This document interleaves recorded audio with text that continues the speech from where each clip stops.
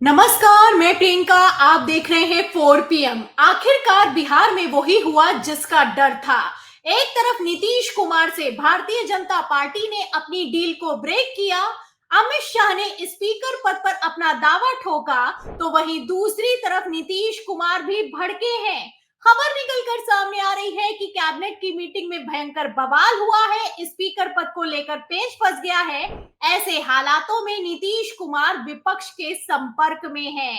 तो फिलहाल बिहार में क्या चल रहा है और अमित शाह वर्सेस नीतीश कुमार में कैसे मोदी जी की कुर्सी फंस गई है, आपको एक एक करके बताएंगे। बिहार के सभी मुद्दों पर चर्चा करेंगे। चर्चा करने के लिए हमारे साथ मौजूद हैं दैनिक भास्कर के वरिष्ठ पत्रकार, political editor KP Malik sir. उनका स्वागत करते हैं और समझने की कोशिश करते हैं कि क्या इस बार अमित शाह को नीतीश से पंगा लेना भारी पड़ने वाला है।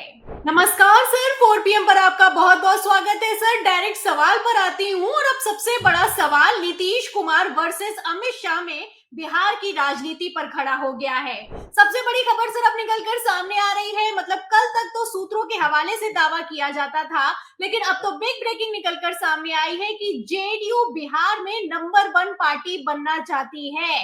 खबरें ये निकलकर सामने आ रही हैं कि ऑपरेशन लोटस की भनक लगते ही नीतीश कुमार ने आनन फानन में ऑपरेशन तीर एक्टिव कर दिया है।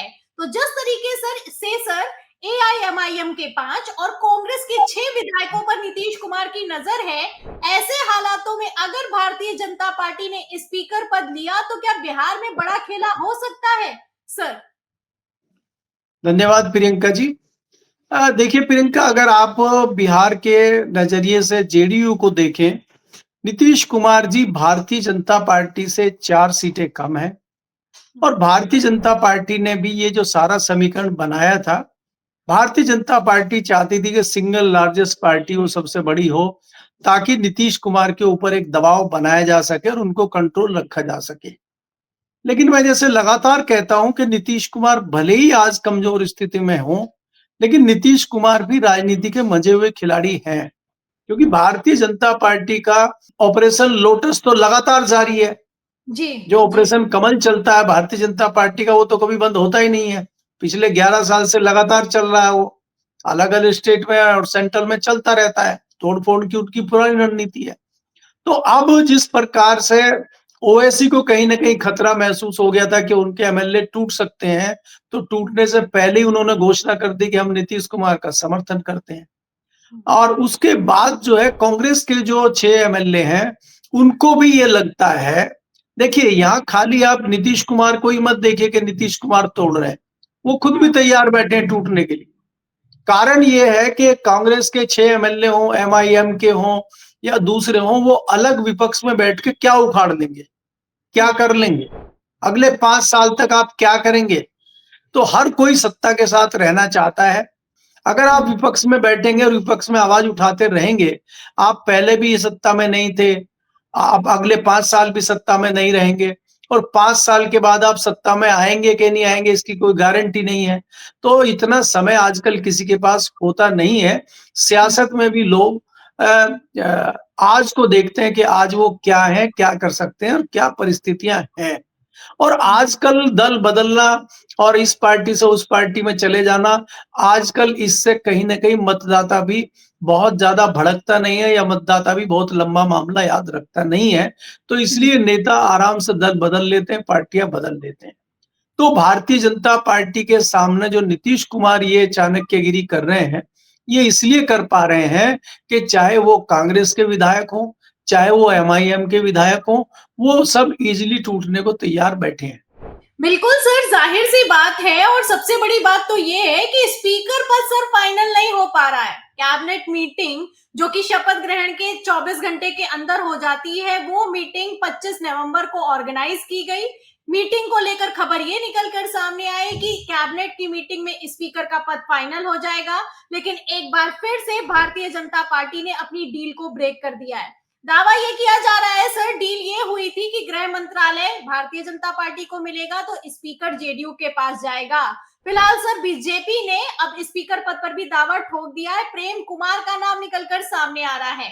तो जैसा कि सर आपने जिक्र किया कि विधायक टूटने के लिए तैयार हैं, Nitish Kumar single largest party अपनी बनाना चाहते हैं। ऐसे हालातों में आपको क्या लगता है सर, क्या नीतीश कुमार बाहर से आयातित तोड़कर लाए गए विधायकों को मंत्री बनाएंगे? क्योंकि सर खबर भी निकलकर सामने आई है, जागरण ने खबर को ब्रेक किया है कि अतिथि विधायकों के इंतजार में है नीतीश कुमार। तो नीतीश कुमार कर रहे क्या रहे हैं सर? क्या लग रहा है आपको, भारतीय जनता पार्टी यहाँ पर फंसने वाली या फिर नीतीश कुमार फंस चुके हैं सर?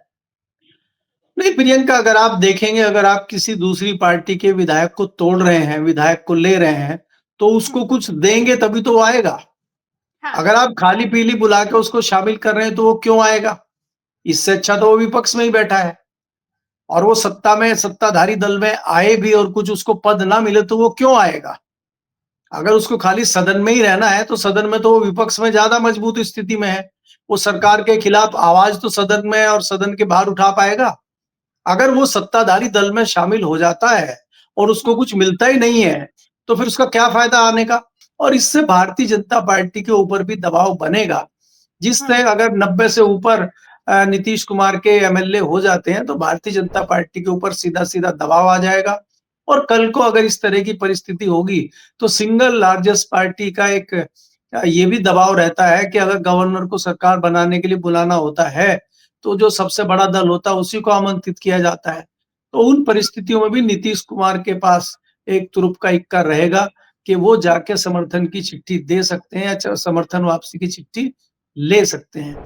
इस तरह की चीजें भी नीतीश कुमार करें, इसलिए। और दूसरी बात ये है कि आज वो किसी भी कीमत पे अपनी पार्टी को बचाना चाहते हैं, क्योंकि उनके पास भी खबर ये है कि ऑपरेशन लोटस के तहत उनकी भी पार्टी टूट सकती है।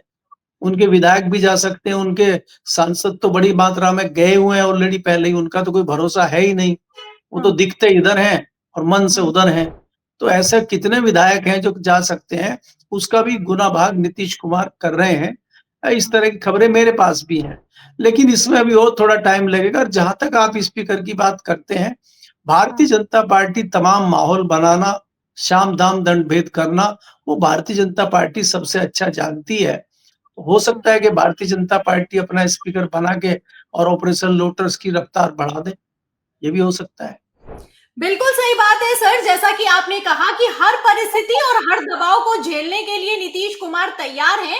नीतीश कुमार की रणनीति है और नीतीश कुमार ने इसी रणनीति के तहत पहले भी अपने जेडीयू के सिर्फ 8 विधायकों का शपथ ग्रहण करवाया। जब शपथ ग्रहण हुआ तब खबर निकलकर सामने आई कि बीजेपी ने बाजी मार ली है, बीजेपी के तो 14 मंत्रियों ने शपथ ली है।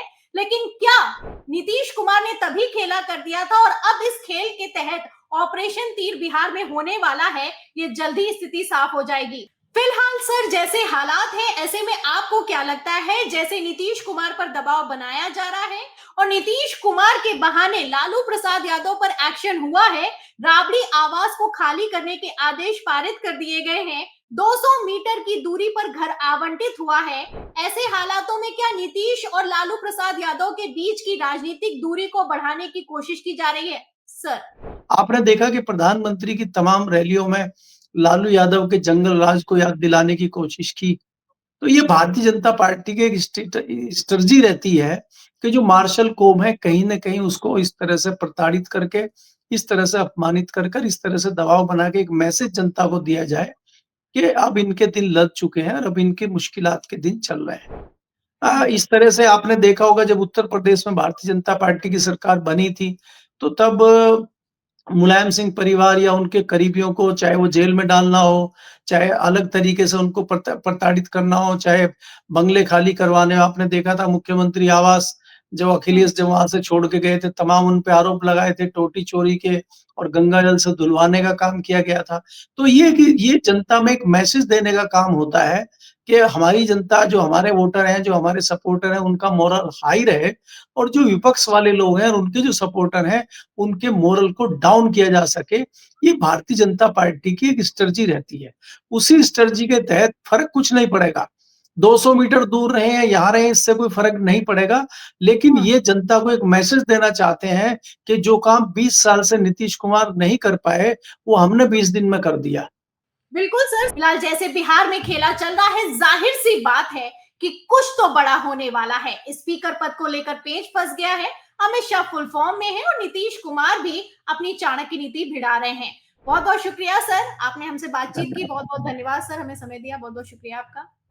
तो सुना आपने, ये थे हमारे साथ दैनिक भास्कर के वरिष्ठ पत्रकार केपी मलिक सर। उन्होंने बातचीत के दौरान बड़ा खुलासा किया है, साफ साफ कह दिया है कि Nitish Kumar single largest party बनने की तैयारी में हैं। जिस तरीके से भारतीय जनता पार्टी ने जेडीयू से गृह विभाग छीन लिया है, ऐसे हालातों में जेडीयू किसी कीमत पर स्पीकर पद पर कॉम्प्रोमाइज नहीं करेगी। तो फिलहाल जैसे हालात हैं, ऐसे में क्या नीतीश कुमार विपक्ष के विधायकों के साथ मिलकर नई सरकार बनाने का समर्थन जुटा पाएंगे?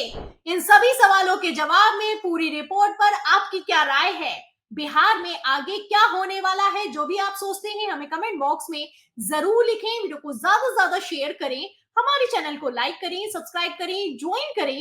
फिर मिलती हूँ अगली खबर के साथ, अगली चर्चा के साथ। तब तक के लिए धन्यवाद।